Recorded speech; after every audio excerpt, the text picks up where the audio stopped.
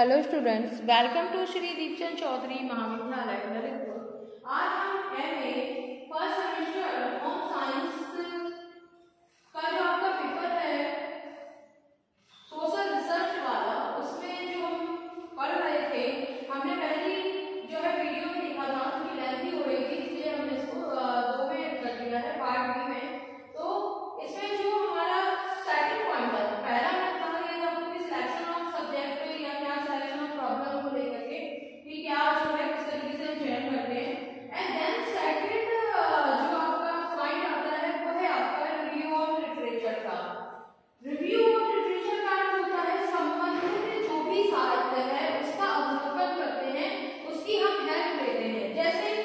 क्या होता है कि जब कोई समस्या आई, आपने उसका चयन किया, आप उस पर खोज करने लगे, तो वो समस्या पहले भी उत्पन्न हो चुकी होती है, तो उस पर पहले से भी जो है काफी ज्यादा रिसर्च जो है वो हो चुकी होती है। तो हम उन रिसर्च का जो है वो फायदा उठाते हैं, उन रिसर्च में से जो है हम उनका जो भी रिसर्च दिखता है उसको हम निकालते हैं। इससे क्या होता है कि जो रिव्यू ऑफ लिटरेचर है, क्योंकि समस्या कुछ तो नई उत्पन्न हो जाती है, तो उनको तो हमें नए सिरे से करना है, लेकिन कुछ समस्या जो है पहले से ही जो है हमारे मास्टर में मौजूद है, या जो भी पहले से हमारे जो है समस्याएं अभी तक चली आ रही हैं, तो उन समस्याओं में क्या होता है कि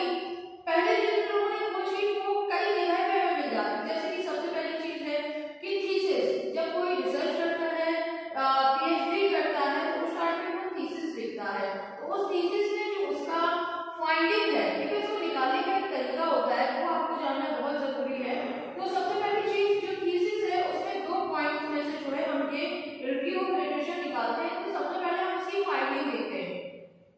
जो उसने उसमें फाइंडिंग लगा रखी है, तो उस फाइंडिंग में से प्लस जो हमारी उसमें कंक्लूजन उसने दिया हुआ है, जो भी उसका निष्कर्ष निकला था, ठीक है, उसने जो थीसिस लिखी, जो उसने समस्या का चयन किया और उसका निवारण जो भी निकला, तो वो कंक्लूजन के फॉर्म में जो है हमें उस थीसिस में मिल जाता है। तो हम उन दोनों चीजों को लेकर के कंबाइन करते हैं, यानी कि जो आपका फाइंडिंग और प्लस आपका कंक्लूजन, उसमें से उसका जो भी सार निकलता है, जो भी सब्जेक्ट निकलती है, तो उसको हम रिव्यू ऑफ लिटरेचर में अपनी थीसिस में ऐड कर सकते हैं, या उसकी हम हेल्प लेते हैं अपनी समस्या के निवारण या अपनी समस्या के कंक्लूजन निकालने के लिए जो है हम उस पुराने साहित्य का जो है हम अध्ययन करते हैं। अब इसमें एक बात और